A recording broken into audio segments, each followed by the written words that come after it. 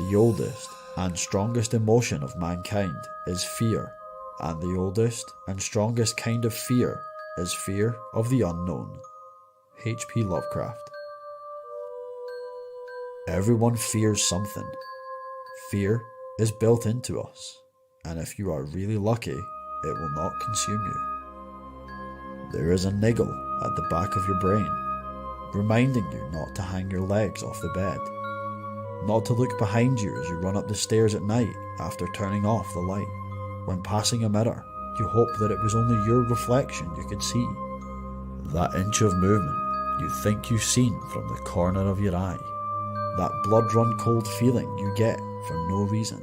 That is fear. Welcome to a look into the unknown, where fear is always on the cards. Welcome to Paranormal Patter.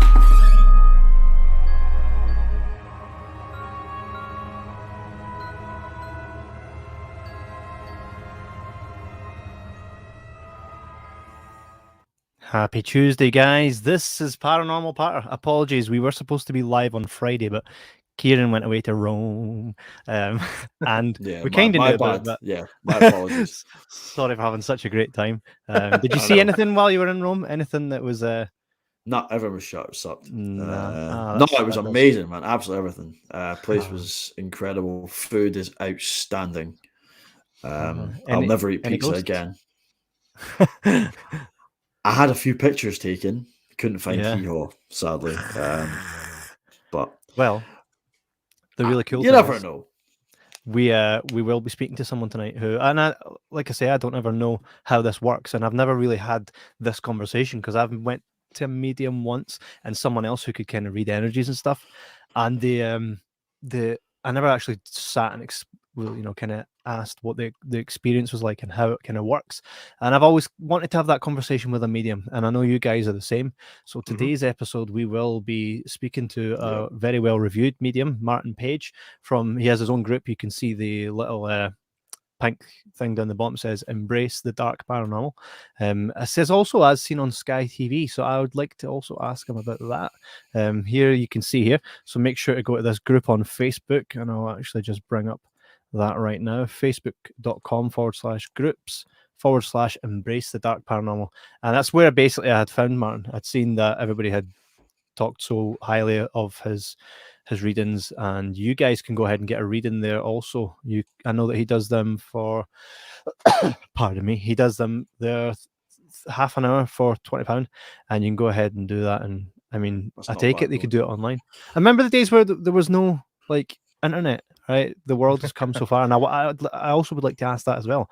How you can get the vibe or whatever over the actual internet and be able to, that itself, it must be energy or whatever. Like I say, I don't know too much about that world, but I'm really looking forward to speaking to Martin. Guys, you really excited?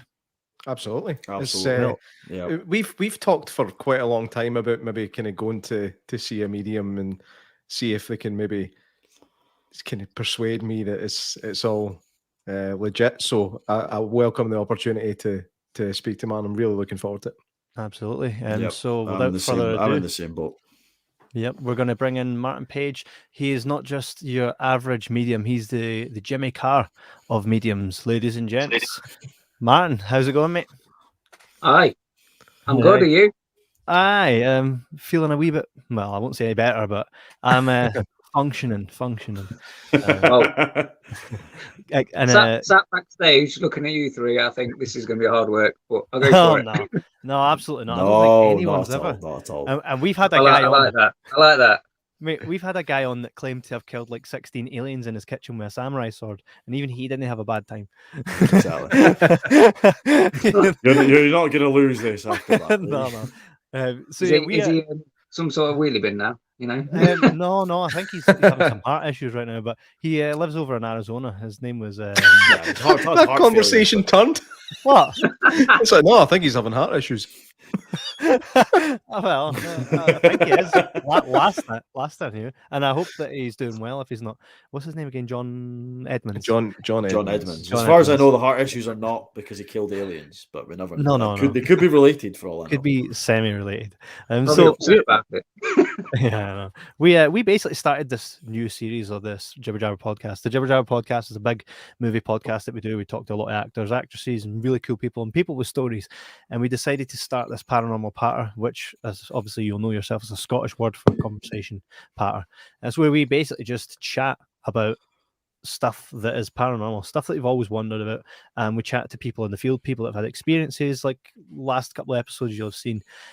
So today we're obviously chatting to you about the inner workings of being a medium. Now each of us have had certain experiences previously that makes us go, right, there has to be something there. And if anybody that's been following the show realize that that's something that we're very much we're into, that kind of thing. But how is something that we don't know, and this is kind of our journey into finding out as much as we can. We've got the Greyfriars. We're going to the Kirkyard on the 12th of this February, 12th of February. Yeah, and ideally we're going to have some experiences there. We just want to kind of experience stuff. So for yourself, there must have been a time in your life where you might have just been sitting eating your cornflakes and you saw something and you were like, wait a minute, like where did it begin for you? If you could kind of just walk us through that. Well, I was roughly 7 or 8 years old. I shared a bedroom with my brother. So I have 2 siblings. I have a brother and a sister. So she had a separate room. Mm-hmm. So I think we were in separate beds at the time, so it wasn't bunk beds. We did eventually get bunk beds as we got older. So I would have been 7 or 8. He would have been 4-ish. So I was laying on my bed, and in the corner of the room there was a A3, A2 size photograph of my uncle who had passed. I can't remember exactly, but he did live till I was probably 1 year old, for example, something like that. He was holding me upside down in the photo, so that's the reason the photo of my uncle was in my room, because I can't remember him, obviously, because I was so young, or 1 year old. And I was just staring at the photo one night, and I did discuss this the other night, but it looked as if his face in the photo turned and looked at me and gave me a look, and I thought, ew. And then all of a sudden it's like as if he came out of the photograph.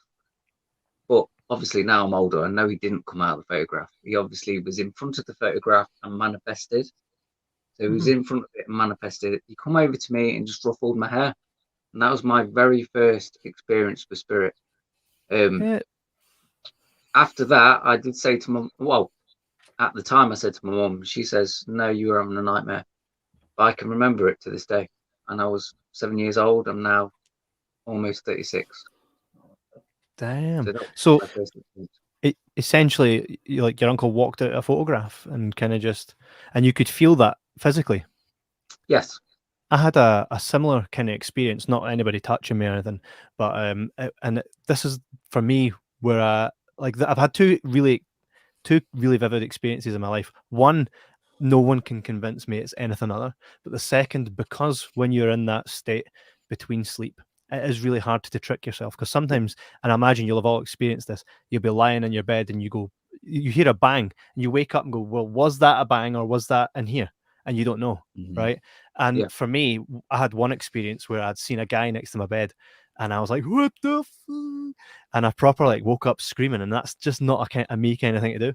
And I always put that down to it felt real, and I've never really had an experience like that, so it could be real. But then at the back of my mind, I'm like, could it have been something in my mind? Because we don't really know the extent of what our mind can do, especially in that kind of sleep stage. How would you differentiate that for yourself? Was it more the physical aspect of that? For me, is if you're having a dream, if you're, I'm sure all of you, many times you have a dream, whether it's a nightmare, a dream, or it's exciting or not.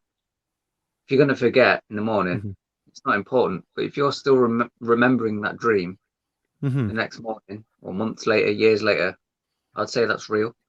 Yeah. That was a message. That was a song. Mm-hmm. And sorry, were you going to say something there, J-Mac? Yeah, the dream thing. I kind of get what you're talking about there. This just goes back to when my wife was pregnant, and we were convinced wholeheartedly that we were having a baby girl.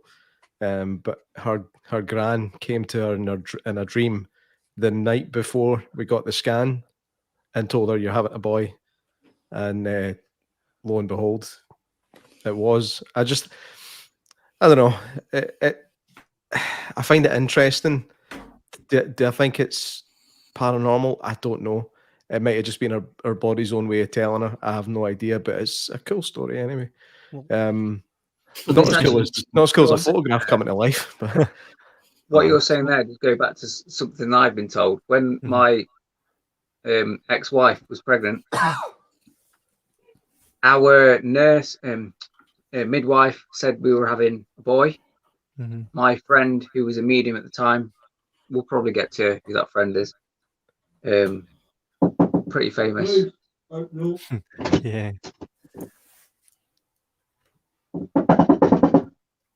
2 seconds. All right. That's all right. I was like, tell me that's somebody for the other side. Man, somebody's trying to get hold So of yeah. So obviously, where was I? You were saying about Derek Akora. Yep, that's the one. So yeah, obviously he told me that we were actually having a girl, even though obviously our midwife had said we were having a boy. So it was weird, and then we eventually did have a girl. Was that pre-scan that he told you after. That? After the scan? No, after. So we'd had the scan, and on the scan,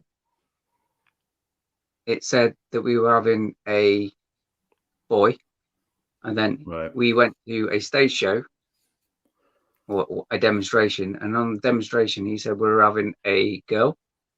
All right, okay. I was like really confused.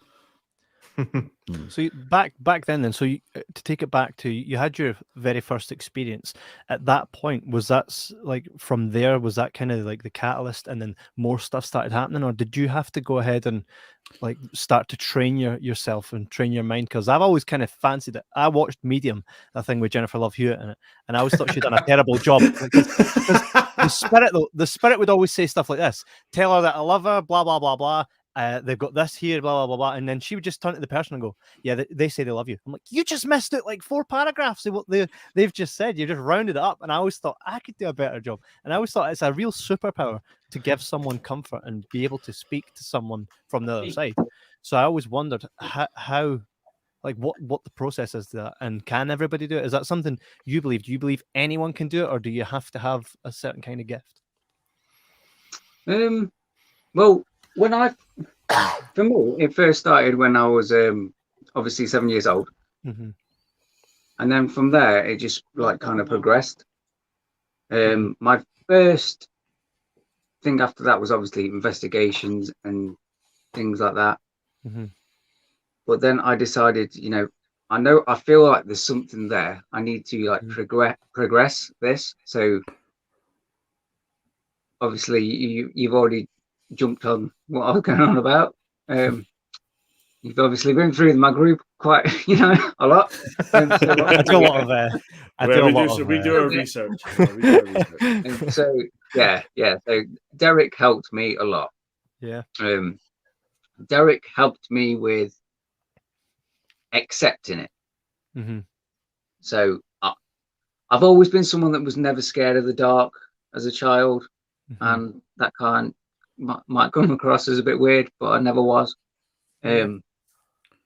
I just went with it. I knew things were there even as a child, so I wasn't one of them kids that I can hear a bump in the night. I was like, is it a bump? What is it? Yeah. So there was that. So the acceptance was already there, but for me it was more accepting, do I want to accept it further? And that's where Derek helped me. But then there was also a medium called Charlotte Underwood. helped me progress to the stage I am now. But I will say I have had help from Colin Fry and Angela McGee as well. So they are the 4 that have helped me. Derek, sorry. Yeah, sorry, I was just going to basically say, is it like when you say help, is that something where you kind of get together and you use, like, I don't know. I had an experience where I went into, I don't think I've actually even told this on the podcast once. I went into a medium place. I don't know what they call them. It's called a cafe. I'm not going to name the cafe because people watching the show might go in there and say something. But I went to this cafe. The medium was really good, right? Now, I would never say anything like, oh, they weren't good at being a medium, because they got a lot of things absolutely spot on. And then he was like, oh, you have you have the gift. You just need to work on it, and kind of we'll help get that out of you so you're able to do what we do. And I was like, all right, cool. Now I'm always up for that, because like I says, I kind of view that as a superpower. But then when the guy started messaging me, he found me on social media, started messaging me, he got like I'm a very straight guy, married and whatnot. He clearly wasn't.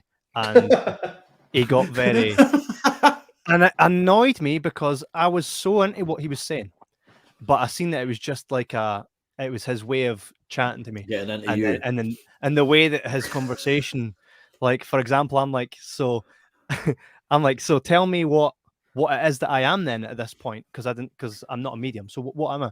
Hot. I was like, oh. Like, oh God! No. Do you know who I'm picturing right now? Do you know who I'm picturing right now? Has anybody watched Afterlife on Netflix? Yes. I know exactly who you're picturing. The agent. It wasn't far off it. That's what I'm picturing right now. And since then, I was like raging. And one of the reasons I was really raging is I was really into what he was saying. Second of all, I thought, if he knows what's what, then he knows there was never ever going to be a chance. Why even say that? Do you know what I mean? Because it gets your hopes up and gets you tied into what he's talking about, and you're like, well, maybe I can buy into what he's saying. So maybe you'll come back and talk to me. It really put me off ever exploring that again, because I just thought a bit moist. Did not make me moist in any way. I just wanted to turn his face into moisture. So I've never seen him since. But and I'm not even angry that he thought I was hot. Right? That doesn't bother me. It was involuntary ectoplasm. He tricked me. He tricked me. Even my wife was like, "He's dead. He seems a bit funny," and I was like, "No, trust me. It's spiritual talk. You don't understand." She's like, "Aye, is that right?" So the question there is, what I was about to find out. What it do takes. I think you're hot? No, you're not. That is not the question. That is not the question. That's an excellent question. I know. We should just ask everyone, but do it with J-Mac. I was about to find out what I thought the experience was of learning how to master that craft. So the question really is, what does it take? How does someone bring you along from just figuring out that you have a gift and being able to kind of hone in on that craft? What is the process like? So everybody does have the gift, which is a really big misconception. Everyone thinks, if you're a medium, you're a medium. And if you're not, you're not. Everyone has that gift. It's just, and I'm sure you've heard this before. The reason we close off is because of adult life. We are more spiritually in tune as children. But then life gets in the way. Obviously, jobs, paying bills, children, marriage, things that cause us stress or occupies our mind so much that we can't use the third eye because it's so blocked up with life's shit. That's how I put it. Life's crap. But everyone is open spirit at first. Some of us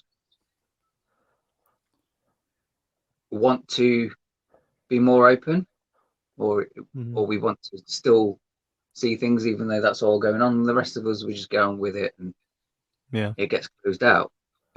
How we open up is it's literally, and this is going to sound ridiculous, it is all meditation. And I thought that was daft, but when I do a 30-minute reading, for people, or an hour reading, whatever the time is.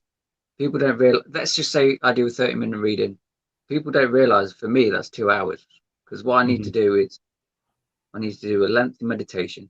That means I need to chill out, block out all the day's stuff, and then I need to ground. What grounding is basically holding yourself to the earth or the planet or the energy, whatever you want to call it.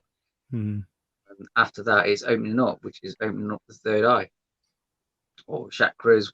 It's got so many things, but it's basically opening your brain. You're opening that compartment in your brain that you've closed for so long. You need to open it, because we all, let's just think of that film Matilda. Yeah, sounds really daft, but it is like that film Matilda. She's got that third eye open in that film because she's got used to it being open, but obviously it's not exactly like that, but it's the same sort of thing. You need to open that. So to answer your question, I like to rant and go on. No. Tangent, but it's essentially meditation. Yeah. Meditation, grounding, and opening the third eye.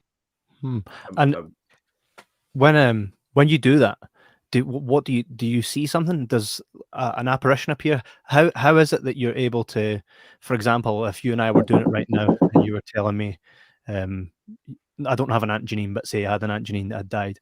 Your Aunt Janine's here. Would you see Aunt Janine? Yeah, I'm busy. I wish that was someone else. Yeah, so would you see my Aunt Janine, or would it just be like tastes or messages? It depends on like the message I'm getting, really. So if I was to get, so say if you're asking me to have a reading, I'll do obviously a reading for you. And my spirit guide would be here, who is called Benjamin, by the way. Oh, nice. Which is another conversation for another day, or maybe tonight. Is that Benjamin we can hear in the background, or is? No, I actually live in a shared house at the moment, which is probably another story as well that you might want to me. Oh dear. I'm a very different medium. Which is good, because it's always good to kind of speak to people with interesting stories. I'll explain that. If you want to ask me, I'll explain it. But yeah, how it basically works is it can either be I can hear them in my head, which isn't actually in my ear, it's in the mind's eye, but I feel like I'm hearing them in my ear. Or I can see them through my eyes, but again, that's through my third eye, again through my eyes. Or thirdly, I could not see anything at all, but I'll be getting the messages from a guide. So it can be a bit. I had the weirdest experience once, and this could just be me feeling and saying something completely bogus, and it happened to be something, or maybe I tapped into something. But I remember one time feeling this strange energy when I was at my dad's house, right? And his friend came in, and I was like, "There's such a strange feeling about you." I said that to him. I'm it's the same way I kind of pick up on people. I can always tell straight away within like the first 5 minutes of being around someone whether or not I will connect with them or not. And this guy had such a strange energy, and I remember saying to the guy, like, I feel roasting. Like when you're near me, I was like, it actually feels like I'm on fire. And he's like, yeah, it's because I'm hot. No, right, get this. He had actually said to my dad when I'd left, he was like, did you tell him about my brother that had died in a fire? Right? Or because I felt that he was kind of just taking the piss on that. My dad was like, I swear to God, I've never had a conversation about you to him in my life. Right? And I was like, how weird is that? But that's very, I can't be like, well, hey, I definitely tapped into something there. I mean, that could have just been anything. I could have just been roasting that day, but I could feel a strange energy. Is that something does that kind of fit what you were talking about there in regards to sometimes you just get something and it might not necessarily be. Yeah, you can get sensations. You obviously can get sensations of heat, cold, taste, smell. You can even get a headache. So I have given a reading before, just for an example, not mentioning no names, but I did get somebody, a past relative who I was giving a reading to, who had Alzheimer's or dementia. I can't remember now. And I was getting splitting headaches, and I was all over the place. I didn't know what was going on about. And then all of a sudden, the headaches went, and I could speak like properly again. I knew what I was on about. So obviously, the message I was getting, or the feeling I was getting, was to show me that they had something wrong with their mind. And is it usually something like, for example, when I went to that medium, who was really good, I'll just say that, the aftermath wasn't. He was able to tell me things about myself, which people can also say that that's cold reading, okay? But I was I didn't give anything away. I was just like, all right, cool. He was able to tell me things about myself. And then he was like, right, now I'm going to talk to you about people that are here. So is there a specific channel that you have to channel in order to tell someone, for example, Keiron, in 3 years' time, this is going to happen in your life, right? As opposed to, Keiron, your Aunt Maggie's here. You know what I mean? Like, do you dial into, is it two kind of separate gifts to be able to do that? Or am I getting it mixed up? No. I mean, because they do the same thing, right? Because this guy was able to tell me a lot about myself. He actually read tea leaves, which I was like, all right. I drank the tea, he opened the bag, and then he was like telling me all these things about myself. And I was like, oh, that's pretty cool. Because I'd only just walked in, sat down, never told my name, nothing. And he was describing me to a T. And I was like, oh, that's mad. And then he was like, and by December, this is going to happen, which, by the way, it did. And then he was like, and there's somebody also here to see you. And what's funny is when he said there's someone here to see you, right? I knew exactly who he was talking about. I actually could tell where he was. I could almost feel it, which again is a strange thing, because I looked in the exact direction as to where it was. Now I could have just said that, and he could have just been like, "Oh," you know what I mean, and picked up on that. But I could actually feel it, which was strange, and that's what kind of made me be like, "Oh, right, there is more to this." And then when I kind of said that, that's when he started saying to me, you should come along and do these classes. And then I was like, oh no, I went downhill to there. So is there, for you, is there a process you go through when you meet someone? Do you tell them, here's who you are, to kind of get them on board with what you're talking about, and then tell them a little bit about what's going to happen in the future, and then your auntie's here to see you? How does that work? Everything with me is done through my guide.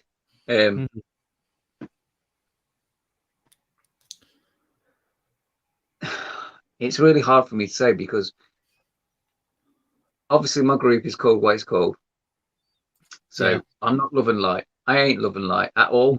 Zero love and light with me.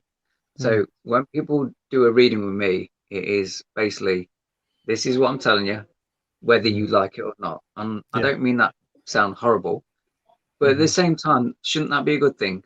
At least they know I'm not, lying or anything. I'm just telling you, this is what's going on with you.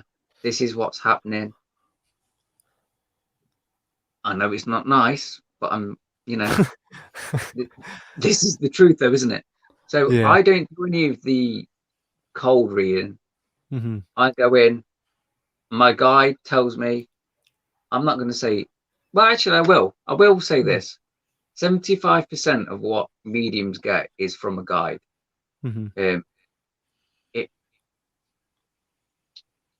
In my opinion, if a medium says they don't have a guide, I would say they're fake. Yeah. My opinion. Is that a general rule of thumb?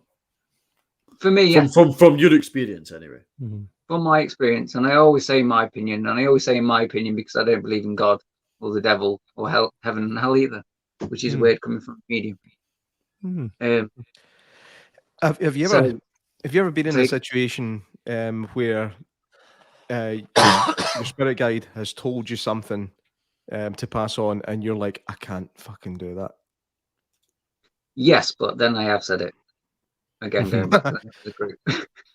Right. Okay. So it's literally no holds barred. It's like I'm just going to say. Yes, everything. that's the reason. Obviously, the reason.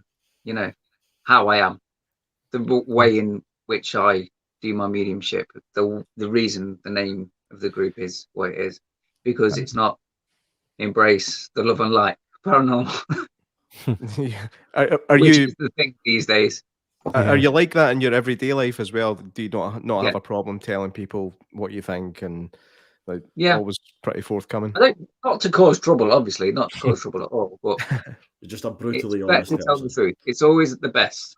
The best thing is to always tell the truth. I could just imagine it. You'd be like, your Aunt Maggie's under the stairs. It was your da. We've got a question. We've got Michaela Manzakova says, have you ever gone in to do a reading for someone and not been able to see, hear, or connect with whoever they're trying to connect with at all? So do you ever get like a flat line? No pun intended. I have had like direct. So what she's saying is, I want to connect with my uncle John, for example, and it's like, that's all I want, just that. And I was like, but I get there in the end. It does take longer because it's more direct. Obviously, if they want a reading, and then all they want is a reading, and I'll just bang out what I'm getting, what spirits come to them for them.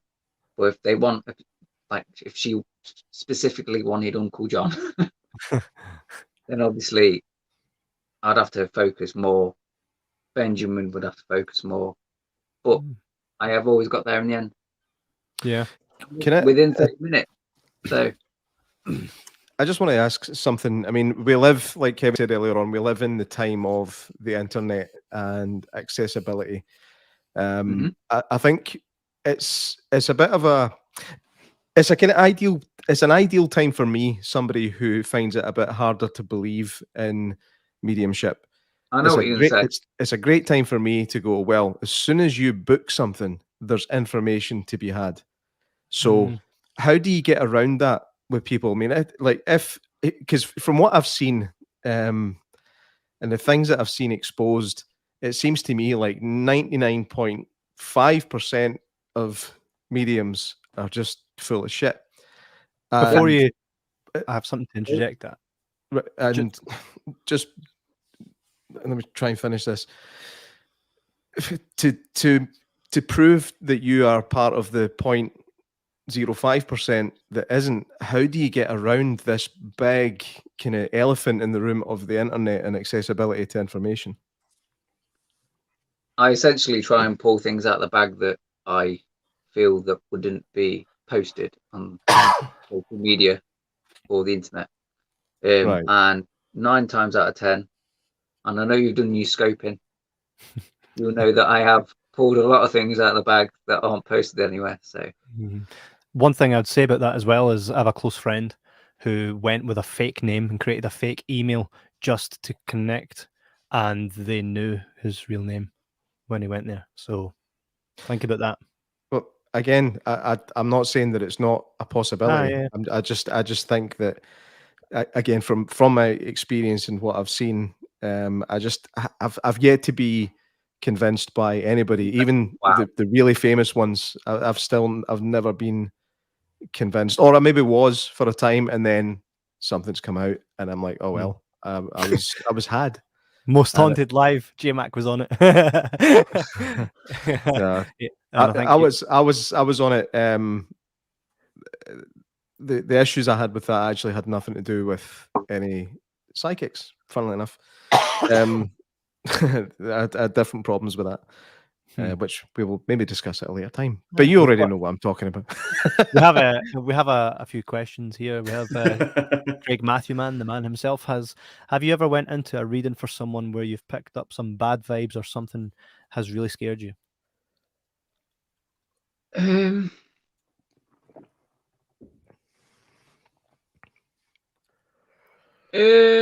Nothing that's really scared me, but I have done a few readings where obviously I have just touched upon the fact that I do say what I get. But I do also have a heart, so a little one. It's kind of black. But I do get things when I pick up on things such as suicide, and that does not necessarily, not necessarily scare me, but I don't feel like I can say it out loud, even though they want that reading. It just makes me feel uneasy. Yeah, saying it. I don't know if that makes sense. Yeah, you must carry a lot of baggage as well. If you're No, I doing a don't lot of these, actually. do you not? So how do No, you I always sort write of down when I do a reading. I write it down because I try and do, maybe it's a bloke thing. I try and do one ear and out the other, so I write it down. Nice. And once that reading's done, I screw it up and put it in the bin. Right. I don't want. Obviously, I do remember things, but I try not to, because otherwise I'll be just packed full of stuff. See, I watch a TV show and I'll get really affected by it if I see like a young girl, something happens to that young girl. That's me for like 3 weeks. Well, that like just fester, and even though I know it's an actress, but the story to me will really get me. And I imagine if it was me that was a medium and I was able to like connect a young daughter to a mother, and the young daughter had passed, I think I'd have to carry that. You know what I mean? I think maybe there's reasons why folk like myself are not so much in tune, but that for me, I think something like that would really sting. Do you have any of those kind of experiences where something has stuck with you at all?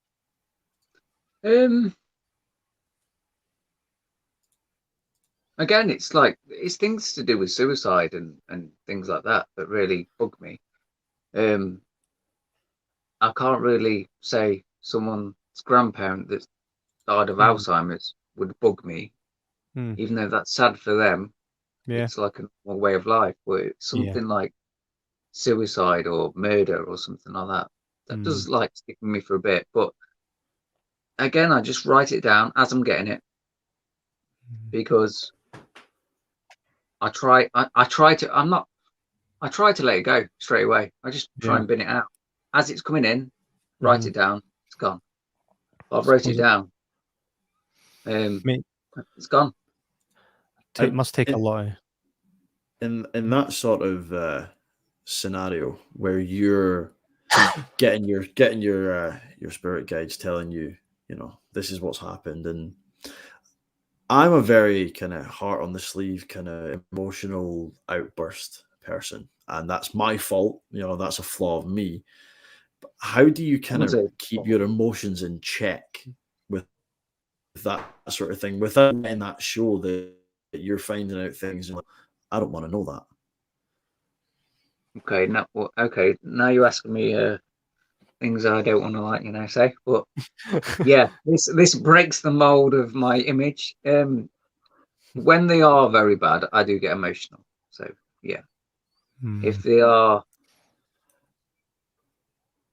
because obviously I pick up on the feeling as well. So if it is very bad, so there was a reading I did once. I won't mention names because obviously that's not fair. I did a reading for a woman about 9 months ago, I think, and she came home and she saw her husband was like he'd basically hung himself. Oh no! And I felt all the emotion, and I started breaking down. I had to kind of keep pulling it back, but it kept coming out. So I had to kind of disconnect and try and move on to something else, and then went back, and I kept coming and going from it, because every time I went to it, I get emotional again. Do you think you're tapping into her emotion or the emotion of the person who unfortunately committed suicide? The deceased. Good question. Speaking of questions, I have a few here from the guys in the comments. Reese McColgan says, when you're speaking to people in your day-to-day life, have you ever felt or had any urge to say something that the dead have told you to say? Yeah. It's kind of how a medium works, isn't it? Reese, what was that? Reese, come on. He's like, in short, yes. So yeah, that's kind of a job, dude. It's like when you're working in Greg's, do you ever just get the urge to grab a sausage roll and hand it out the counter and ask for 50p? and then shout the note that you're putting in the till. J-Mac, you can read this one. Okay, this is you from... can find a Greg's sausage roll for 50p.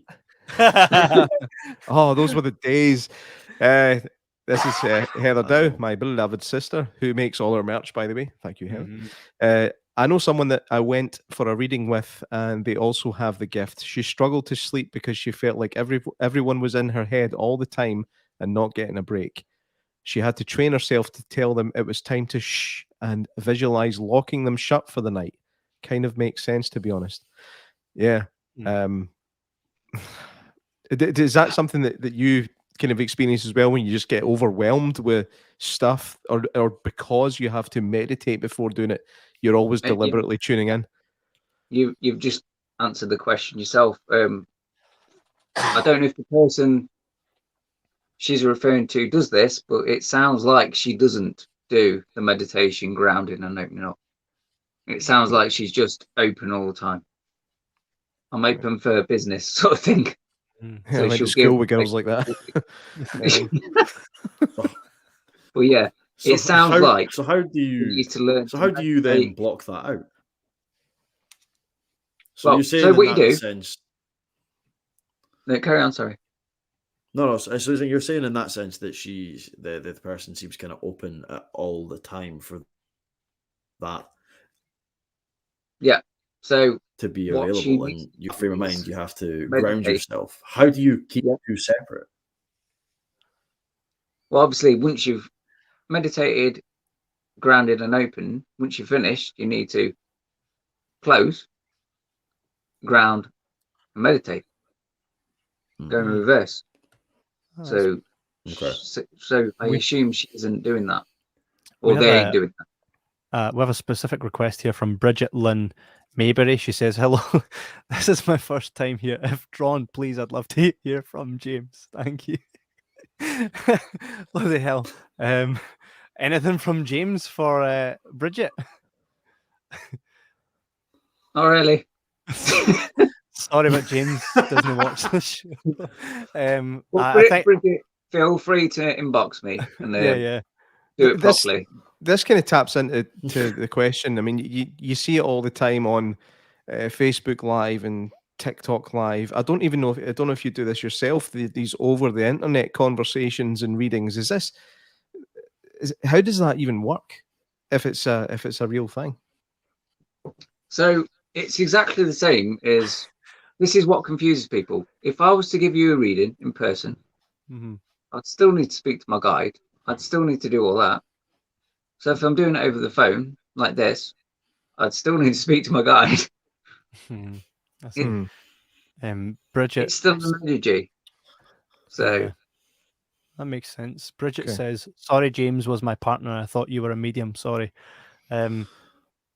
So Bridget, I am a medium,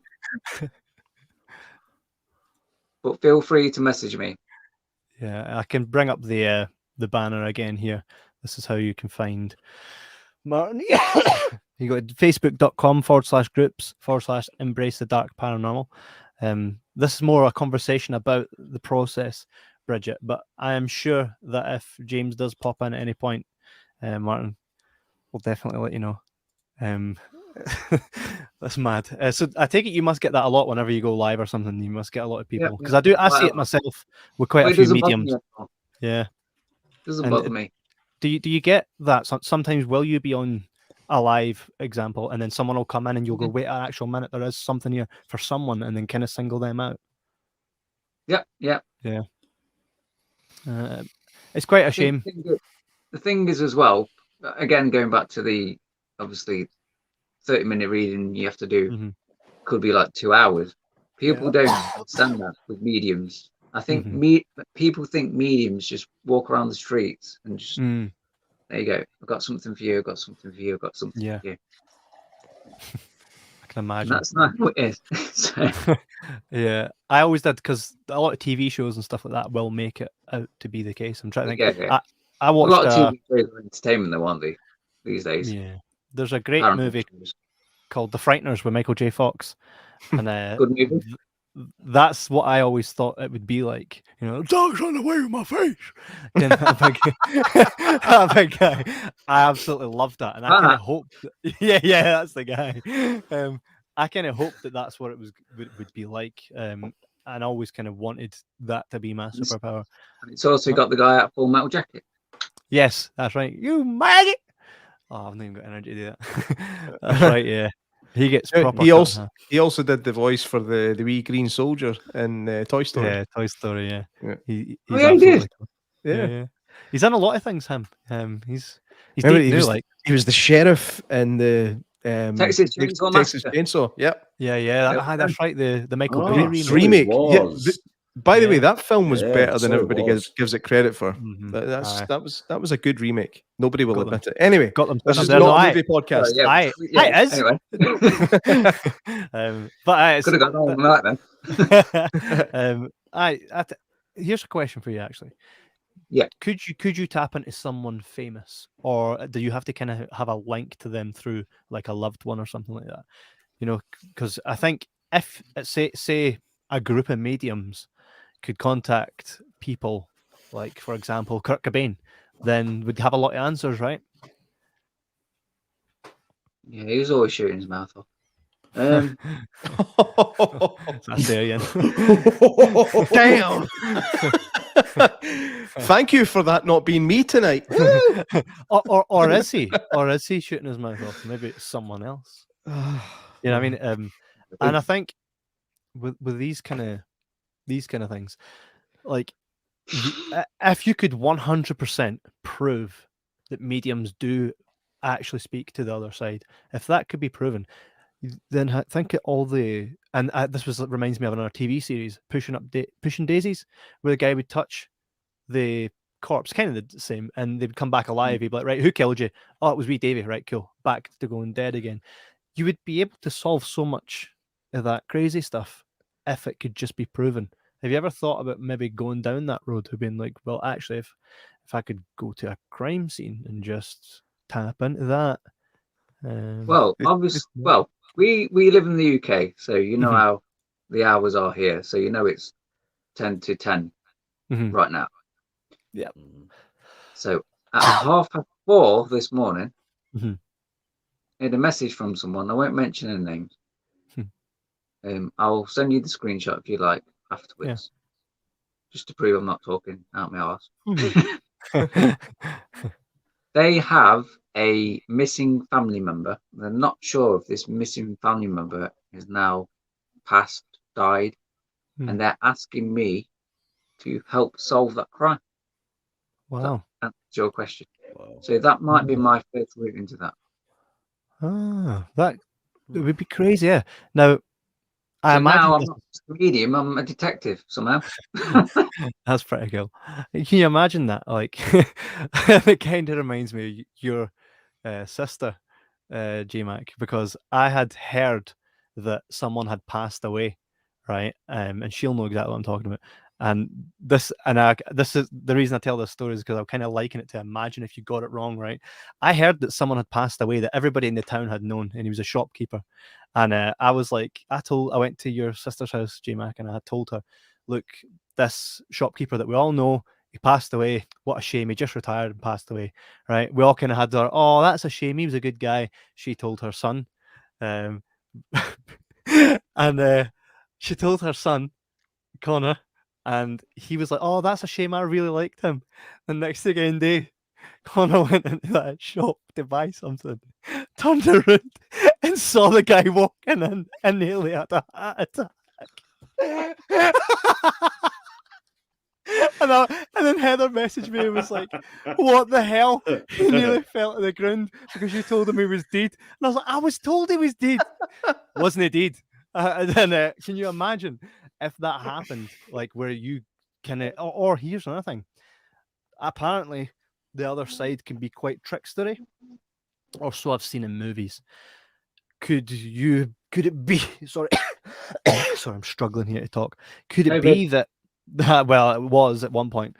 Could it be that you had spoken to someone who's pretended to be someone else, or would you know straight up, like, no, this isn't who they're saying they are? Because you see that sometimes in movies, and folk get tricked. No, because my guide would tell me.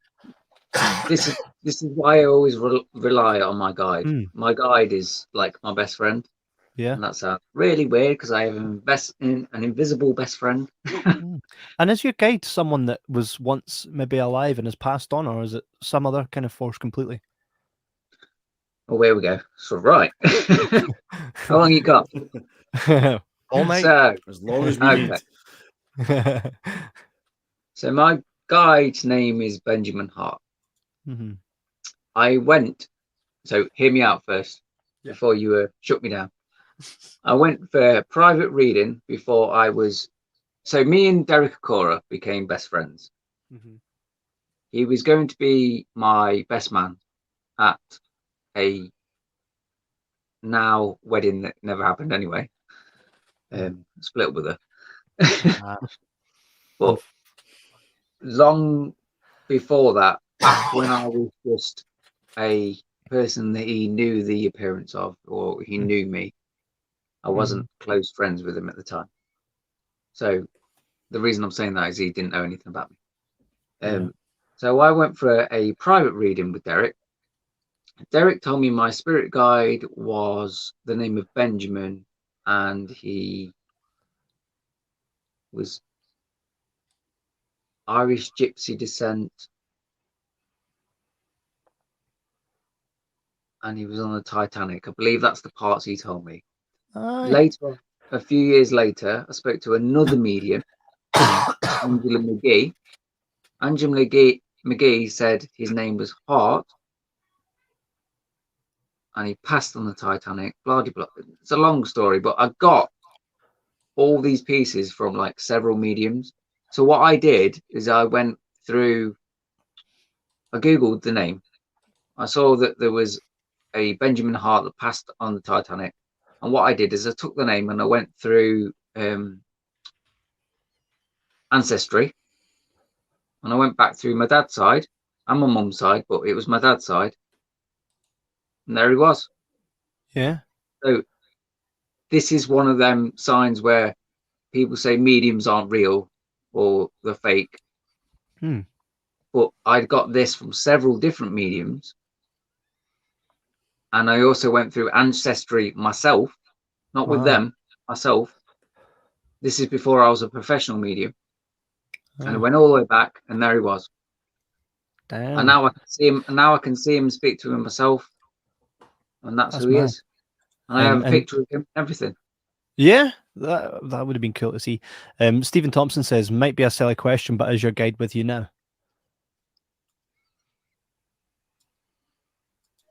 Yes. That's quite cool. And when you see him, I take it like when someone passes, do they come to you? Like, would he be like wringing wet, or?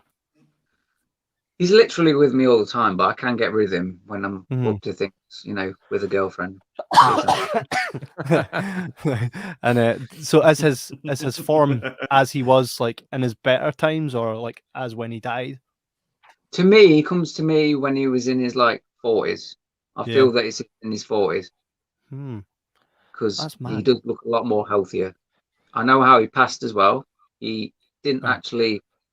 He was one of the ones that jumped. Let's just say that. Yeah. I hope he wasn't the guy that hit off the propeller. That was grim. Did that happen? No.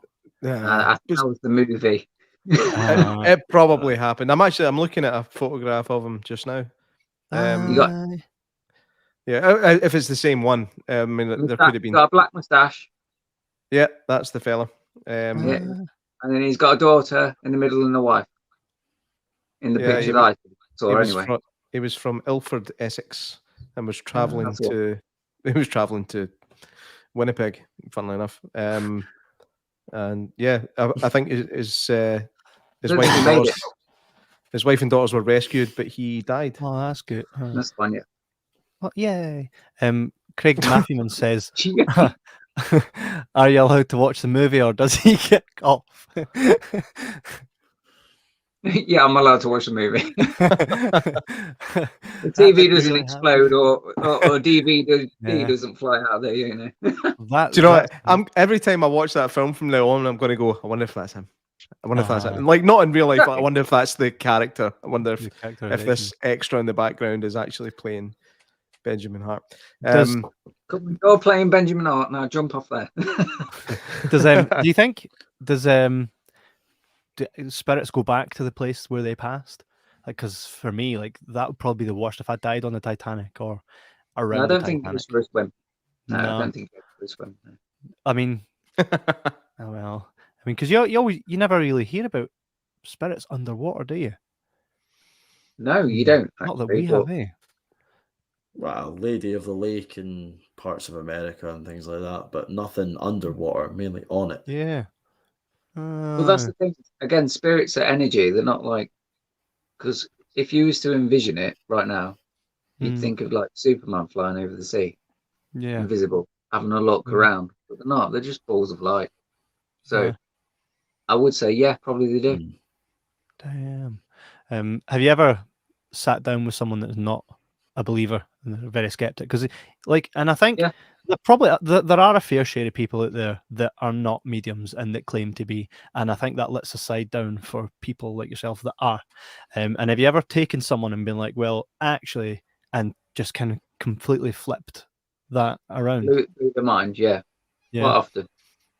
But that goes back to what I said at the start. It's because I'm not all love and light. I sit down with somebody and I'm like their friend. I just fancy a chin wag, and then we talk, and then next thing I've blown their mind, and then I wouldn't say I've completely changed the way in which they look at it, but I think they are more that route.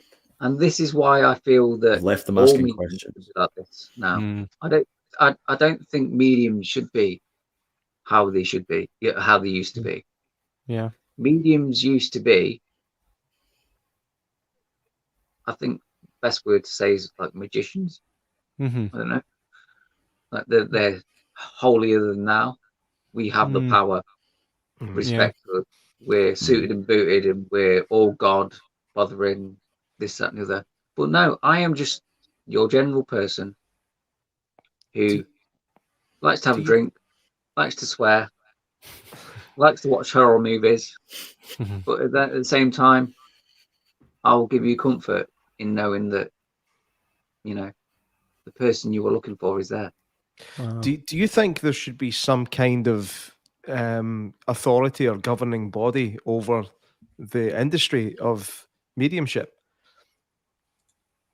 Kind of like the magic circle for magicians.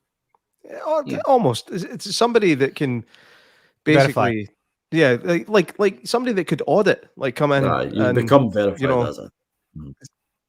It Aunt depends Mary's on no what deed.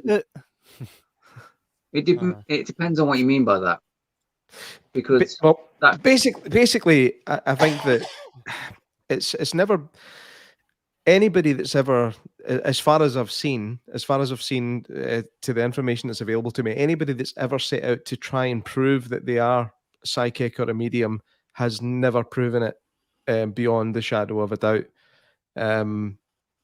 But this is always done by through science. This is done at university studies, and obviously James Randi was a big name in debunking psychics and anybody that claimed to have any kind of paranormal ability at all.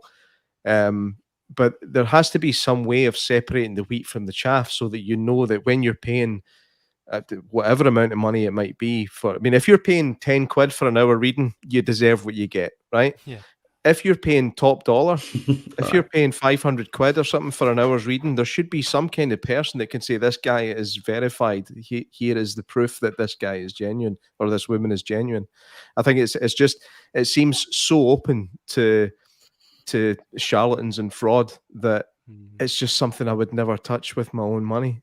It terrifies me. And I wish there was some kind of ranking system or something in place so that you knew you were getting the genuine article.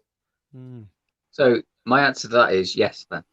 The reason I asked you what do you mean by that is because if you meant how in which they work, because I work very differently, like I've already said several times, to a lot of the others. I'm more down to earth, more open, things like that. But what you're saying is, yeah, I think you're right. Yeah, we should have that. I think Maybe reviews a good come idea. in it. Yeah, I So you think go for it. if people like yourself, when I'd noticed online, when people highly review someone, usually you'll get a good feel for, oh, you need to speak to this person. They told me this, and I think word of mouth is one of those things that kind of does give you that validity, doesn't it? Michaela Manzakova asks, have you ever done a reading where the entity spoke to you in another language? Yes. Yeah. Uh, It was very confusing for me, but I just gave what I was being told. And I didn't understand a word of it, but I gave it. And then I was being told that it was right. Have you ever had a scenario where you've just, say, been eating your lunch and something's come to you, like a big overpowering presence, and been like, I need you to tell this person over here, and you've had to go up and just to a total random and be like, sorry to bother you, Davey's here, and he says it's under the kitchen cupboard, something like that? So yesterday, I was stood in the kitchen. Just yesterday. Excellent. Yesterday. Yeah. And he's going to watch this because he's a member of the group. But yesterday, I said to, obviously, we all know that I live in a shared house now. The bank on the door at the start. I said to a housemate that his girlfriend is going to finish with him tomorrow. And today, she finished with him. So that is funny, but you know. Is it him that's banging on your door? That's a wrong. I'd finish with him. I'd finish with him. I told you. Well, yeah. That's a rough one if you get that wrong. I know, but I mean, you could see that one coming though, right? If she's like no into him, and sometimes you can tell between a couple, like this isn't going to work. But I suppose if you pin it right down to the day, and how does that come to you? How is it that you just get this feeling, right? Wait a minute, or does that was more of a feeling? Yeah. And then I got it clarified by Benjamin. Oh wow! So I take it Benjamin has some kind of link to the future, which we'll start calling Propeller Man. Propeller Man. Propeller Man, that's class. I take it Benjamin has a sense of humor. Yeah. I can imagine it being for me, like I've always wondered what it's like to pardon me. I've always wondered what it would be like to have that kind of power. I call it a power because it is like a wee superpower. Do you look at it as a superpower, and do you kind of have to guard it? And I imagine you'd be very quite defensive of what it is you do, because there will be so many people out there trying to tear you down for what you do, because not everybody believes in that kind of thing. Would you say that'd be the case for yourself? Yeah. But I'm pretty thick-skinned. I think probably noticed already. If people want to tear me down, they can have a go at it. At the end of the day, if people don't believe, just let's just say someone doesn't believe in me or in mediumship in general, that's fine. Yeah. But if have a reason. Sorry, Karen. I was going to say, or on the flip side of that question, have you had a point where you've felt that you're like, I didn't ask for this. I didn't obviously there came a point where you went searching for the answers fully, but you never wanted it initially. Is this just I just want it to go away and I don't want to do it again? No, I've never had that feeling ever. Good. That's a I enjoy it. I'm just curious. That's it kind of answers that question there from Karen Wilson. Do you ever wish you could switch your gift off? And I mean, you've already kind of said that you kind of can, right? Because you need to. There's a process to kind of obviously. And then kind of coming back to that. Oh, there he is. No, there he is. Yeah. Sorry, Karen. I knew you were going to ask that, so I did it for you. What? No, there's serendipity right there, eh? Hey, look at that. I think we need. See the comments, but you can. Does Keiron? Can you tell if someone has it stronger than normal? Like, can you walk into a room and say, right, I can feel that this guy has it, and they're just sitting eating a sandwich?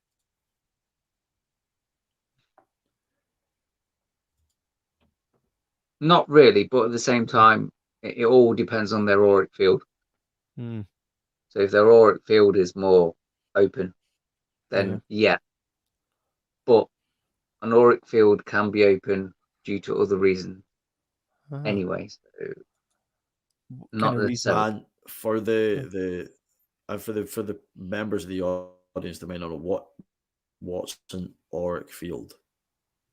The auric field is basically the energy that surrounds your body. So if you're having so going back to the other question of, I could tell through the auric field, but not all the time. Your auric field could be more open due to like depression or anxiety, stress, and things like that. Anyway, doesn't necessarily have to be open due to your third eye being open. But your auric field is essentially the energy that surrounds your body, because we're all basically built up of energy. And I do want to say this right now, which may be a question you want to ask me or dig into. We're all made up of atoms, and you can't destroy an atom. I've said this. I said this on a previous podcast, and it's the reason. It's the reason that I believe that there is something after we die. I believe I'm not religious. I have had some kind of strange pulls recently. In the last maybe 3 months or so, I've had some strange pulls towards religion again, which I haven't felt for 20 odd years. But energy is scientifically proven that energy doesn't disappear. It has to go somewhere. So when you die, the energy that's in you has to be something else. It has to go somewhere, and that's one of the reasons that I do believe in ghosts. A question. It just kind of came to me when I was having technical difficulties a minute ago. It was you mentioned earlier on that you think that any psychic who claims that they don't have a guide, the chances are they're fake. Everything you do is through your guide. The first experience you had with your uncle, there was no guide involved. That was just your uncle ruffling your hair. I mean, how long was it between that event and Benjamin showing up in your life? Yeah, but the thing is, Benjamin may have helped me. I just couldn't see Benjamin then. So Benjamin helps me connect, whereas my uncle came through to me. Benjamin may have guided my uncle to me, but I just couldn't see Benjamin then. Have you ever asked him if he helped you? Say again, sorry? I said, have you ever asked Benjamin if he did help? No, I haven't. But maybe that's a good question. I need to ask him. How cool would it be to have Benjamin on? I know. That'd be awesome. Well, oh, Benny, was that you? 2017 was when I first encountered Benjamin fully. So 5 years ago. Yeah. Everybody lost the last 2 years, man. So I understand that you're thinking it was 3 years. Hold on, where are we? What year is it? Are we still in 2019? I don't know. So you created that the group Embrace the Dark Paranormal, and I would imagine that would just be a place for everybody that wants to have a reading. And I notice as well, a lot of people share other experiences. It's kind of like a community where people just come in. And ever since we started doing this show, I joined a lot of groups that looked interesting to see what people you funnel through. Some I think I've seen someone put fireworks and they're like, can you see the orbs? I'm like, they're fireworks. Right, so you do get so you're literally filming fireworks and saying, can you see that light? You know what I mean?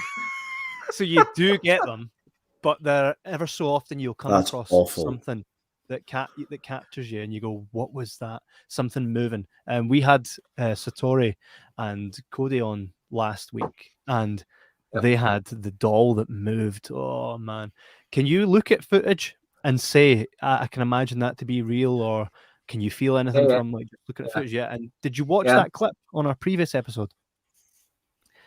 Last week. Yes. If not, I can send you because it didn't look doctored as at all.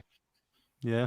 I was going to say this at the end, but I'll say it now though. Yeah. Obviously, feel free to share any of these in the group though. Of course. Happily share these and just say when you're on. That'd be awesome. I'll quite happily accept them into the group, promote you, etc. It'd be great as well to have a lot of the people that if you're ever speaking to someone, or if you think, hey, this person would be good for this podcast, because we essentially want stories. We want people experience. Obviously, something that, and I know we've said that we had a guy on before that killed aliens, but that again is his story. It was 19, by the way. It wasn't 19. Oh, what? But we always look for people's stories because that's essentially what it is. And then I think our podcast isn't that far different from what Embrace the Dark Paranormal Group is. It's a place where we chat to people about their own experiences, so we can kind of try and put this puzzle piece together and kind of build some kind of understanding. Obviously, no one's going to believe absolutely everything.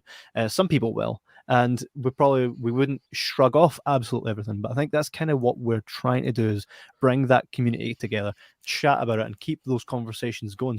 And you'll probably find what sticks and what doesn't, and that's why, like guys like yourself, we like to have people on that do it. Like, is that your full-time job? Is that what you do fully, as the medium? No. Oh man, you would think in this day and age, it's what's Tesco, man. Imagine that. Have you ever had actually, tell a lie. Before COVID, I was doing this almost full time. I was still at Tesco's, but I was working like 1 or 2 days a week. Then COVID happened, and then I started doing all this via FaceTime. Which goes back to the question you were asking earlier about, all over social media, can't you find things out? But no, I was doing it face to face. But then COVID happened, so we were social distancing. Was it easy for you to, like, because I always thought that to pick up on someone's energy, you'd have to be near them. How different or difficult was it for you to do that transition from doing it face to face to then doing it over like a Skype call? It was different. Yeah. But again, that goes back to anyone that just says they haven't got a guide or anything. I don't think they're legit. Everything is done through my guide. So he's like 75% of the work is done by a guide. To tell the truth, we're just the messenger. The only thing that we've got is we can see and hear and talk to them. Yeah, has Benjamin ever? Have you ever just had a conversation with Benjamin, like without him bringing in other people to speak to other people? Has he ever explained why he is a guide? How it happened to him? He's a guide because he's finished his 9th life, which is I'm in my final life as well. What? So are we all in our final life? Is this another kind of worms now? Carry on. Yeah, you've opened that. You're going to have to discuss it. This podcast is going to go on until fucking tomorrow. Tell us, what's a final life and how many hours are on it? Oh God. Right. And why is there 9? I'm going to nip to the loo. Yeah. And we'll stay on a bit longer then. Yeah. Okay. We'll chat amongst ourselves. We'll chat for a sec. Now that is something, because cats have 9 lives. Maybe there was more to that. Yeah, and they always land feet up. Now, Mantis actually told me something. A friend of mine called Mantis. That's a cool name. I know. You know what my nickname was at school? My nickname was Pardon, because I could burp. Pardon. I mean, he gets called Mantis. That's his name. That's his actual name. What? That's his actual name. Yeah. No, that's his actual name. Is it MENTYS or something, or YZ? Or is it MENTAS? I swear to God, man, it just sounds like the coolest nickname ever. This is Mantis. He's big on Krishna, the god, and he told me that we all have enough, like such an amount of breath to take in this life, right? And if you die before your time, so say I'm Kevin here, I'm supposed to survive till I'm 75. If I die at 40, then I go to 75 as a ghost before I can then transcend into somewhere else? That would be quite an interesting question, because that's mad how he brought that up there. It kind of made me think about what Max had said, that, you know, you're on your and wait a minute, I thought we were eternal and he's telling us we've got a last life. They tell me that.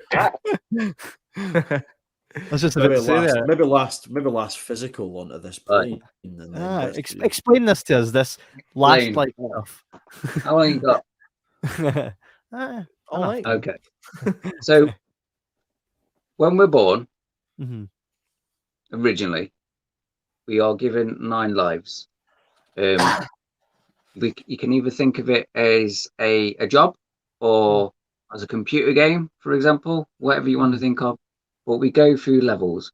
There is 9 levels in our life. Each level is harder than the last, like a game, like a job. You move up the ladder. So the first life is going to be easy, and it's going to get harder and harder and harder. You're going to get to the 9th life, which is your most difficult. The reason the 9th life is the most difficult is because obviously it's the last. Each time we get closer and closer to the source of the energy. So in my opinion, no offense to anybody that's watching, there is no God, no heaven, no hell, or devil. It's just a ball of energy. I believe in the Big Bang Theory, which is going to confuse some of you. I believe in everything scientific as well, because I actually believe in spirituality and like science, but I think there is, you know, mixture. To me, God is Mother Nature. Mother Nature ugly though, right? Created life. Mother Nature created the Big Bang. Mother Nature did this. Mother Nature did that. Mother Nature is the thing that controls all things. It's called Mother Nature, but it could be Father Nature, it could be nature, it could be pansexual nature. The thing about nature, what kind of gets me, right, is an energy force. Everything's quite suffering though, right? Everything's if like, and that's why it's hard for me to believe that. Or I suppose if the Big Bang happened, because like if you I've seen hyenas ripping a rabbit to pieces, right? And I think, who came up with that? Like, why does everything have to consume everything else horribly in order to sustain itself? That's something the devil, say if that was such a thing, that's something he would make, right? How can you say, oh, that's beautiful, look at that family of well, it's not, it's free will. It's free will. It's like when people say, oh, my nan died of cancer. There can't be a God. Why would God take my nan? Because she's not done anything wrong in her life. Because God isn't free thinking. God isn't a man. God isn't anything. It's just this energy created everything we know, and then we just get on with it. But we've kind of, it is, and we must have. I mean, surely, I mean, because at the core of most of us, right, we are just loving beings that want good for everyone, and you don't like to see, like, you're never like, oh, Davey's uncle just died, and you're like, yes, like, you're never like that, you know what I mean? You're always like, oh, what a shame for wee Davey. And the thing is, like, for us to all kind of be like that, you would imagine that whatever created us or how we were created came with that as our core, to love and to kind of want to see other things great. But then you look at the animal kingdom, man, and something like, I've seen this wee dinosaur looking thing just proper eat the face off a deer while it's still alive, and the deer's like, no, and this thing's just like, nom, no caring. And I'm like, your impression of a deer is fucking incredible. You know what I mean? I'm like, no, how can that feel right? You know, how can that feel right? If I'm eating something on a plate and it's like, help, I'm going to stop eating it, because to the core of who I am, and it must be the way I was created, I know that can't be great for that wee deer or that whatever I'm eating, you know? You're turning vegan. I'm not turning vegan. I'm explaining that if we were created, surely it wasn't so that we could devour each other horribly, you know? Yeah, but we weren't created through man. And that's what you're still holding on to, the thought of. We were just This is and energy. the And curse of the curse of indoctrination. I mean, Yeah. like whether you choose religion or not, religion makes its way into your life at a very early age, even through nursery and school. Christmas is there, and I think that's the one for this TV show. This podcast. Thank you. That's we'll take that as a compliment. It was That's almost like a big TV show. You need to forget religion. Religion is what it poisons the thought of the paranormal, because people automatically go to bang. What about this? Bang, go straight to that. That was said by that guy. I can't put that was him. He said that. Amy Sharp says, "Why 9? Do you think everyone has 9?" Yes. 9 is the final life. Yeah. Where do you think, like, if you think about your life? Yeah, let's think of this for a second.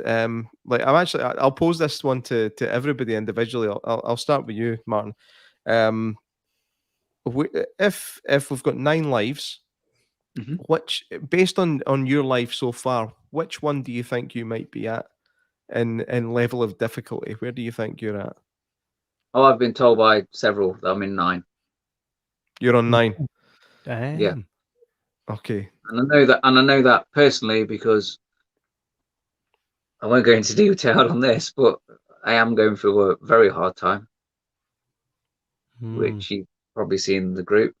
I have also been told that I'm on 9, and I also am on 9 before it was bad. And I've been told that by 6 or 7 mediums who don't know each other. Oh wow! Does that make you feel that a kind of heightened sense of mortality, like knowing that you're on the last of the last? It's like Logan's Run when you go into the big light.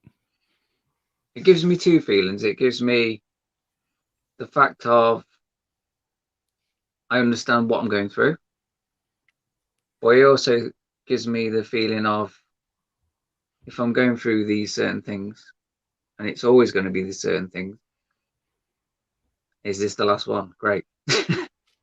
Oh. So it's also like, one thing, it's like great, but also it's What about you, Kev? So since sorry, I think there's maybe a slight delay with Keiron. Sorry, I think it might seem like I'm talking over you, but there's definitely a delay there. I don't know, even Keiron, if you want to just pop out and pop back in again, just cut the connection, come back in. It might reset it and bring you back to life. I can answer that while Keiron does it. I think I'm nowhere near 9, and it's not that my life's maybe I am, but I don't view life as hard. I view it really as a sandbox, and if you want some of the greatest things in your life, those are going to be hard. So it should be hard, but if you can learn to love that process, then you can change the difficulty. That's just my mindset.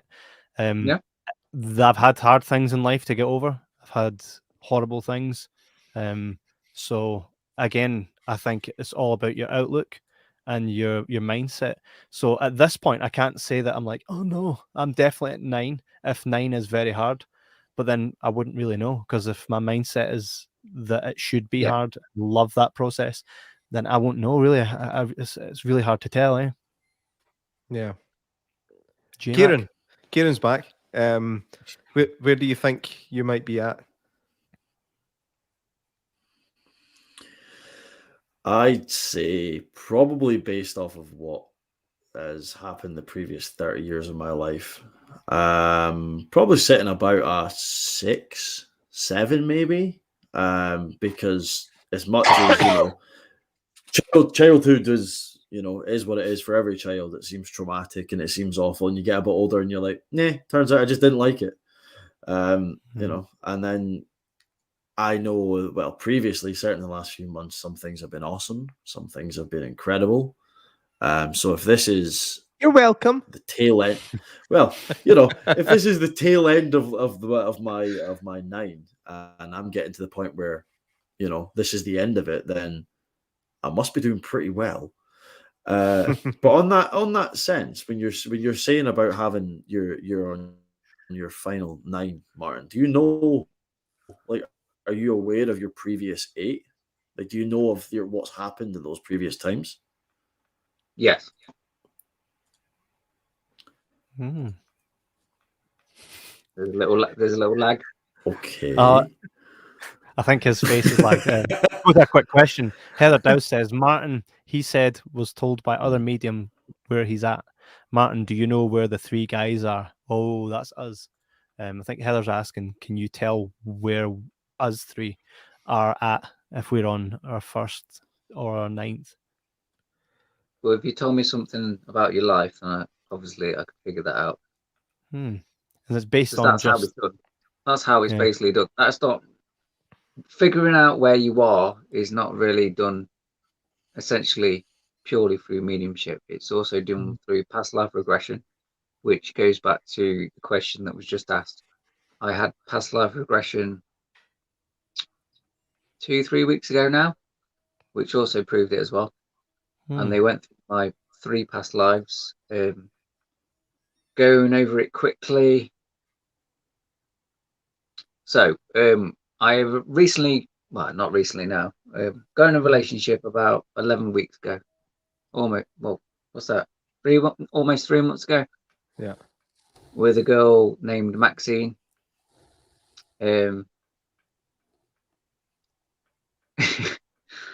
Yes, we met on Tinder. Right. The reason we met on Tinder is because, how do I word this without sounding big-headed?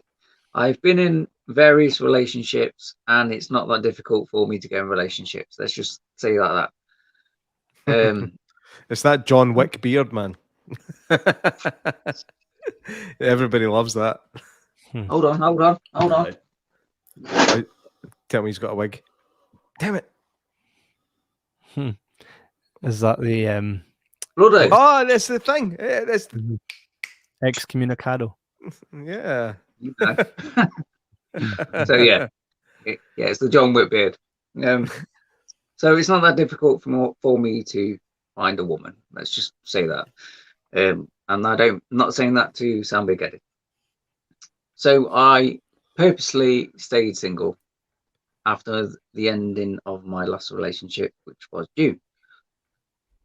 Then I thought, you know what, I'm gonna get back on the scene, which was October, November. Started speaking to a girl, well, several girls, but they were all, you know, the Tinder people, the Tinder girls, which weren't going anywhere. But then there was a certain person that sparked my attention. Long story short, we met up within a week. Within a week, I met her, and I just felt like I'd known this person forever. The first time we spoke on video call, before we met up, we were speaking for 3 hours. Then I started having dreams about her, but it was in the 1900s. In 1950s, I believe. It was always at the beach. We had a child called Maisie. She had one of those, I don't know what you call it, but you know the cars that are like Chitty Chitty Bang Bang, them sort of cars. Yeah. But it was black. Then, very long story, but then I saw them die as well by having a car accident. This was over the course of 9 dreams. So basically, I told Max about this, and I thought, you know, her name's Maxine, by the way. So I told Max about this, and I was like, you know, I need to do something, past life regression, something like that. So one of my friends, who is a past life regressionist, did that for me. The first, it's very long, but she put me into sort of a trance meditation. I felt like I was falling asleep, but not. But then when I was meditated, I felt like I was falling through the bed. It's so weird. I felt like I was falling out of myself through the bed, but I wasn't. The next thing I just let go, and I did, and I was floating through space. And the next thing, this is going to sound weird, I was walking down the corridor, and it was like the corridor out of Insidious. I prefer that. But instead of a red door, it was a big oak door. I opened the door and it was a giant library. And I remember having to find a book that had my name on. And she told me to flick through the book and find the life that I wanted. So the first one I went back to was what was it? 1948, I believe. I was on a train, and for the life of me, I thought I was there. So I was on train, 1948, and I remember looking around, and I was returning from the war. I don't know what war it was, but I was returning from the war. 24th of December. I was going home to meet my family, which I should have said earlier in my dream. I did get the names of Tiffany and Maisie. And in this regression, I did say I'm going home to see Tiffany, my wife, Maisie, my daughter. Blah blah blah. Long story short, went home, met her. Then she asked me to fast forward 5 years. And she said, "Where are you now?" I said, "I'm alone." I said, "Why are you alone?" I said, "Because my family are dead." "Where are they?" And I said, "Well, they died in a car accident 5 years earlier. They hit a tree." And I wasn't there. I wasn't with it. Then I had another. Then she told me. Then she pulled me back because I started crying or something, getting emotional. So she pulled me back to this library or whatever. And we went to another past life. This past life, I was. What was it? 1500s, I believe, if I remember rightly. I have posted this all in the group. I'll have to show it you. 1500s, and I was living in the forest on my own. I was a healer, but they all thought I was a witch. I was alone. I had a black shawl on. I looked a lot like I do now, I think, but with a black shawl, boots, ripped clothes. And literally they wanted to kill me, and I'd always been alone. Couldn't remember who my parents were or anything like that. Got pulled back again, and the final one I went to was the 1700s, and I used to be a doctor that worked with children, and I was now blind because I had polio or something like that. My wife had passed away, but before she passed away, she said she would find me again, and I asked my wife, like, obviously, will you find me again? She said she would. And Grace, who did the past life regression, says to me, "What did Jane, her name was, look like?" And I said she looked like Max, but with blonde hair. So it's weird. So in every one of your lives, your family, I'm always alone. Yeah. That's shite, huh? Yeah. like yay.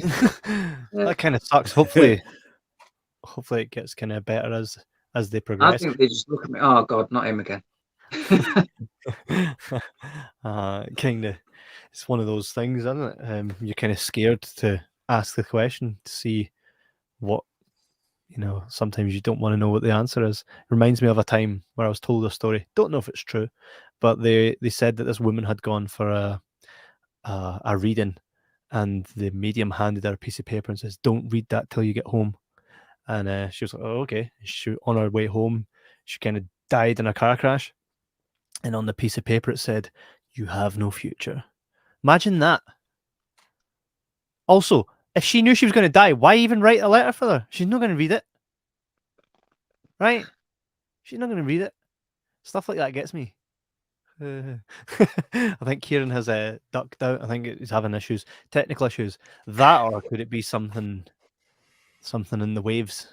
Huh? I think he's there we go. Aye. I think Keiron will be back in a second. Okay. I mean that's. I mean the past life regression thing is Do you know what's nice about? Not what's nice about your story. I mean, the story of your past lives is pretty horrific.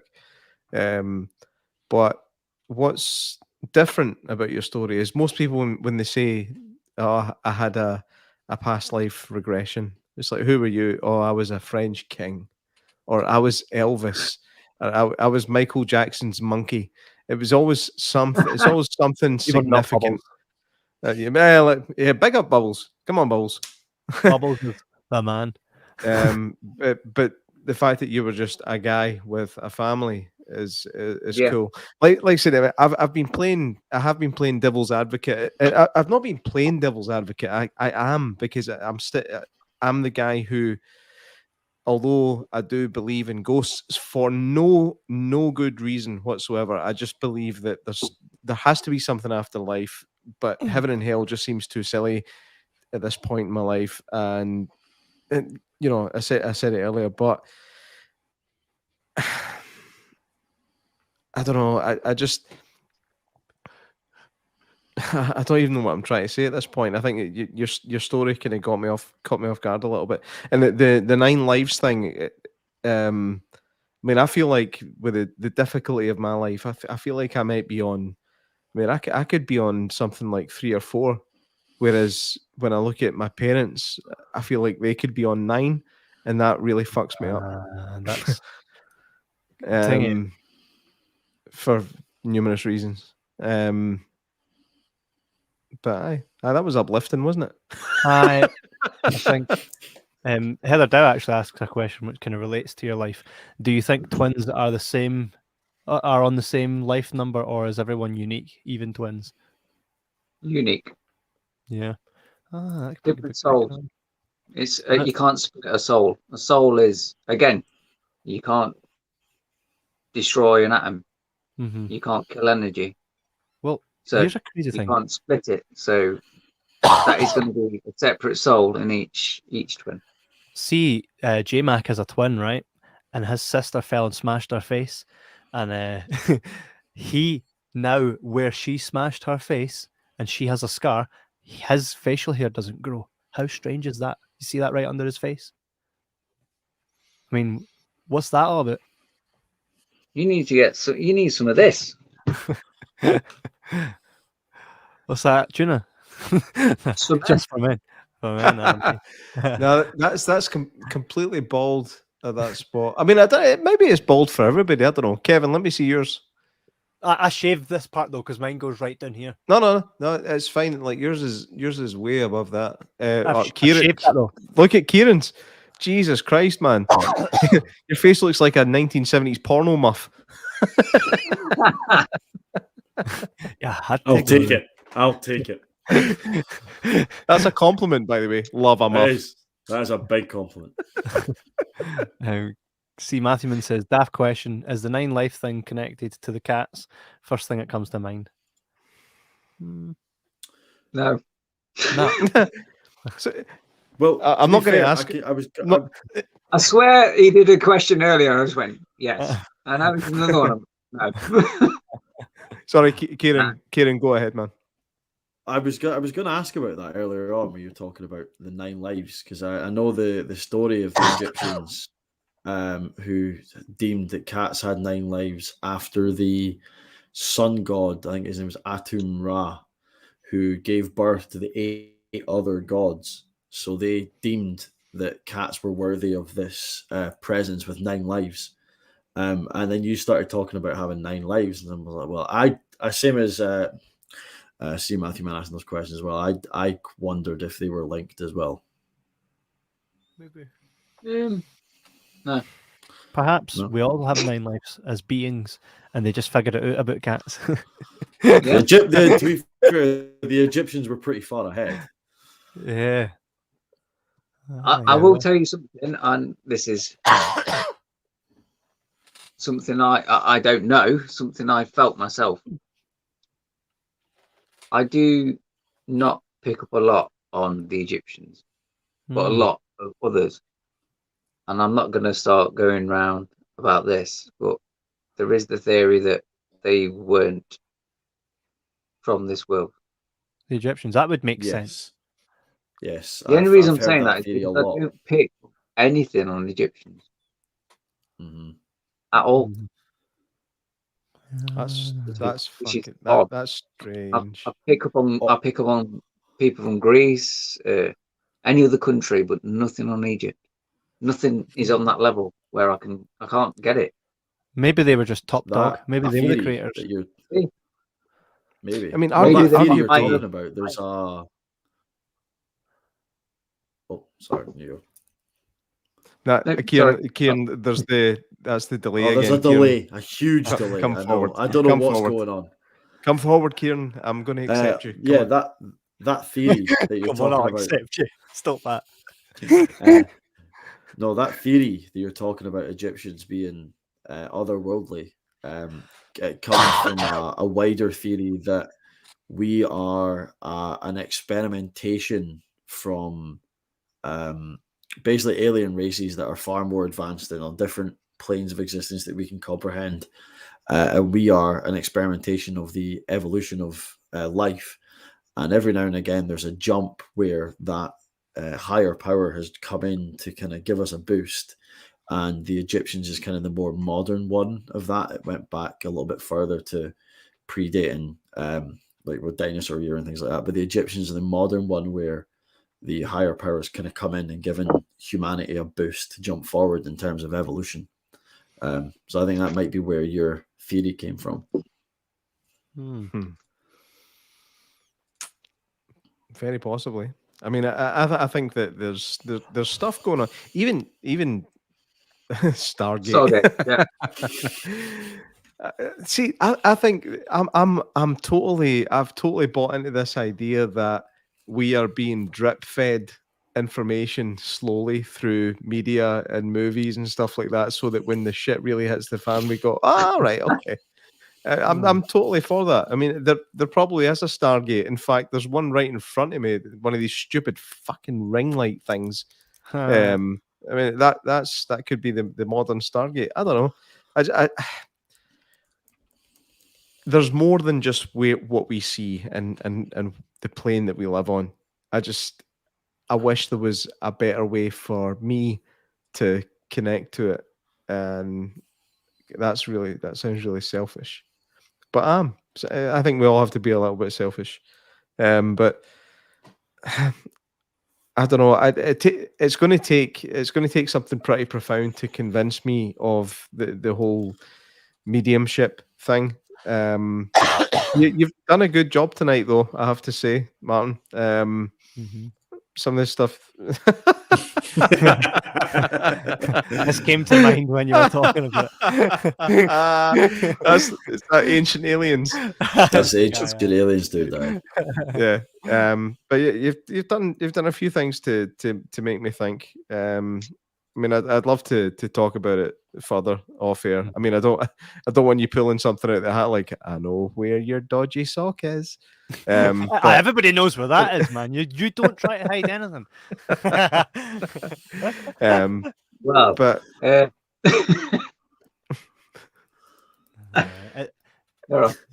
is there anything that you can say for anybody watching at home that would blow their mind before we close the show? Is there anything you picked up on for anybody at home watching or that? And of course, it's cool if you haven't, but is there something that would blow their minds?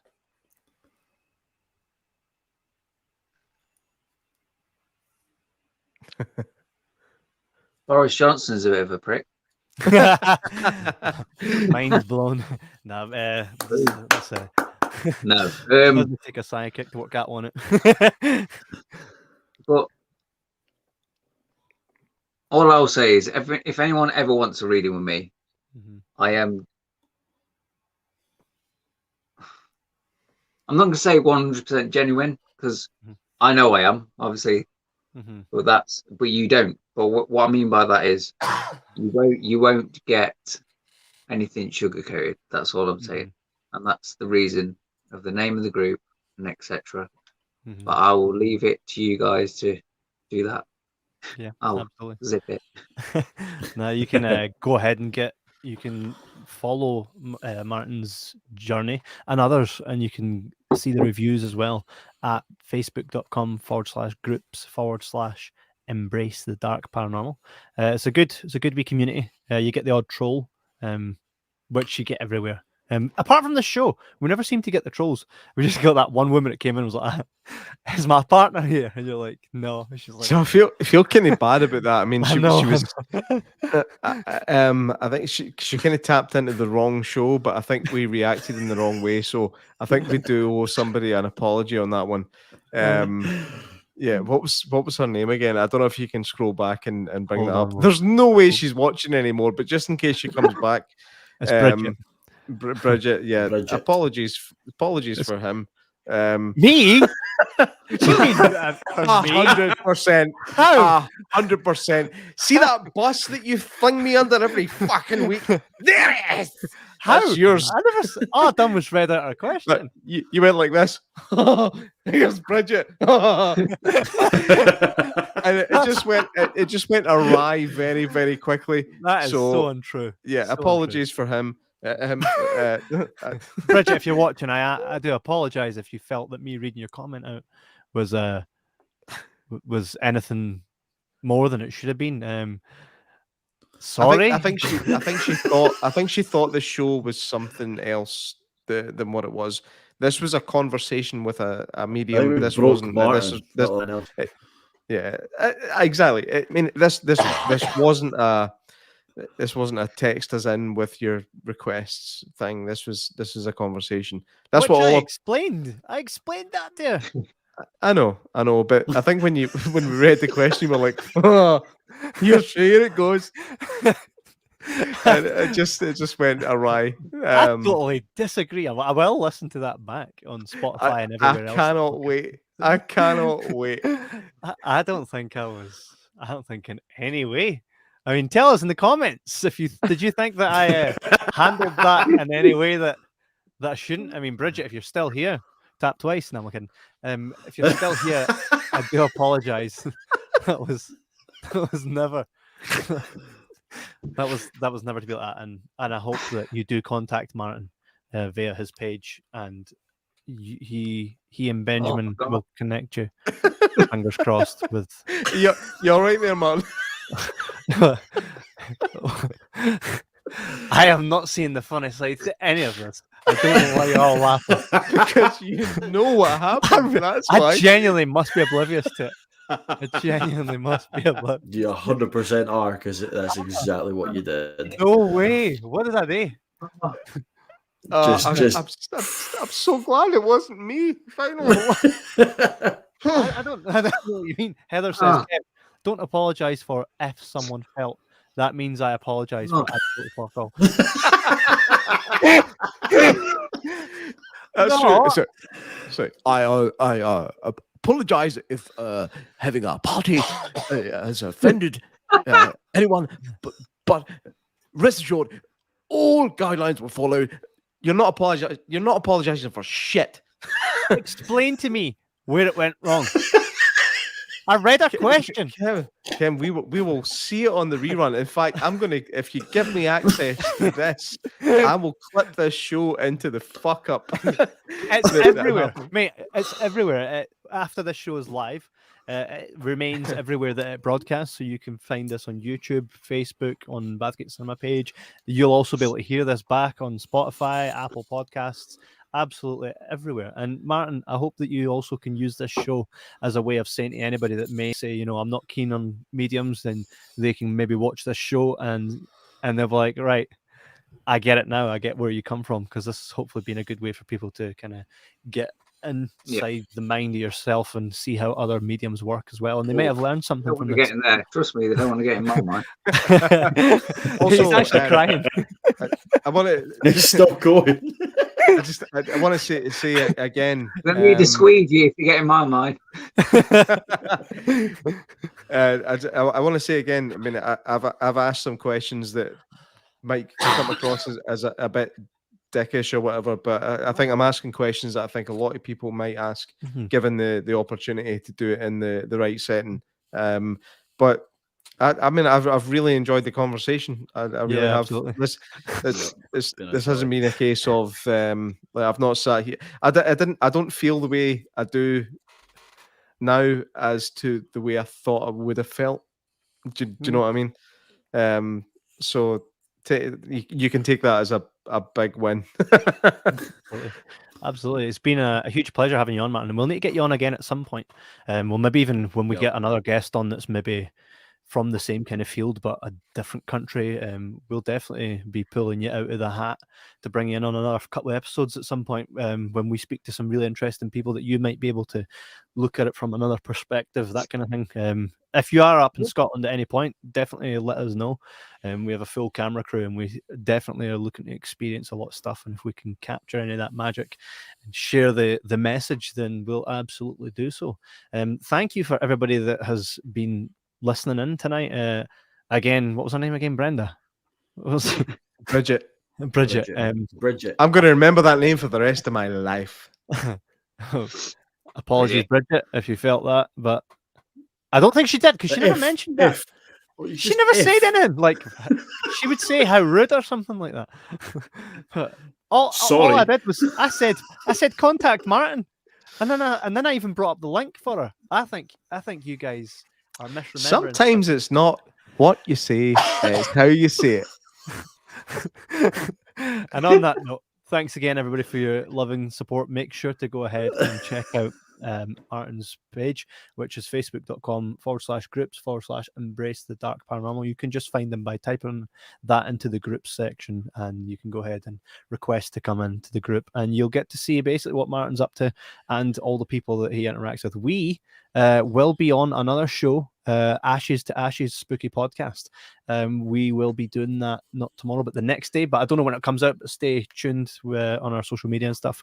We'll make sure to share when that goes live. That's going to be a really cool one, so make sure to give those guys a follow very early into the podcasting game, so it should be fun. It's fun for me. It's first time being on someone else's podcast for a change. This will be great to sit back and be like, what's this going to be like? But again, it's been an absolute pleasure, Martin, and we hope you come back again at some point. Have you enjoyed yourself? I've enjoyed myself, especially again. Yeah. We don't usually make the guests cry. Also, we'll give you the opportunity. Just before you go, we'll give you the opportunity to plug anything you want to plug, and I just plugged anything you want to say. No, he can do his own. He can do his own. I just done it. Go for it, Martin. Go for it, Martin. He wants to hear you say it. Okay, look, I'll get the banner up again. There you go. My group is at the bottom, www.facebook.com/groups/embrace the dark paranormal. I do readings for, at the moment, £20 for 30 minutes. I also do training to open the third eye, which basically means if you want to become a medium yourself or something in that context, for £2.50 on a Monday for 12 weeks. So for 3 months on a Monday, only £2.50. That's awesome. Other than that, I do investigations. I go on investigations, and I don't really know what I'm saying now, other than plugging myself to pieces. I've enjoyed tonight. You guys are amazing. You made me laugh. I enjoyed the questions you gave to me. Some I've heard before, but some I haven't, and I do apologize if I did, go off on one and talk too much, because that is what I do a lot. Our podcasting is, mate. That's what we do. We chat. What a podcast is for. Yep, absolutely. And I'm just gonna finish with, hi, Bridget. She's here. Imagine that. Absolutely. Imagine that window just popped up. Hello. and now you're saying I'm the one that's got to apologise. Yeah, you're right. Oh yeah, what I did was so much worse. I'm definitely going to clip that. We're going to have a look. This woman is going to hate us forever. Wow. Wow. So on that note, right, we shall see you guys. Take care. You too, mate, and we will definitely catch up again soon. Thank you, everybody, for joining us tonight, and we'll see you on the flip side. Keep it spooky, keep it paranormal. Take it easy, guys.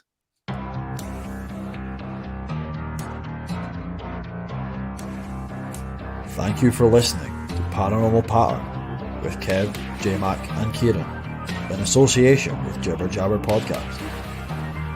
You can watch future episodes live on Facebook Live and on YouTube. You can also catch up on our previous episodes on Apple Podcasts, Audible, Spotify and any available podcast database. Don't forget to check out our website at www.jibberjabberpodcast.com. Good night and sleep tight.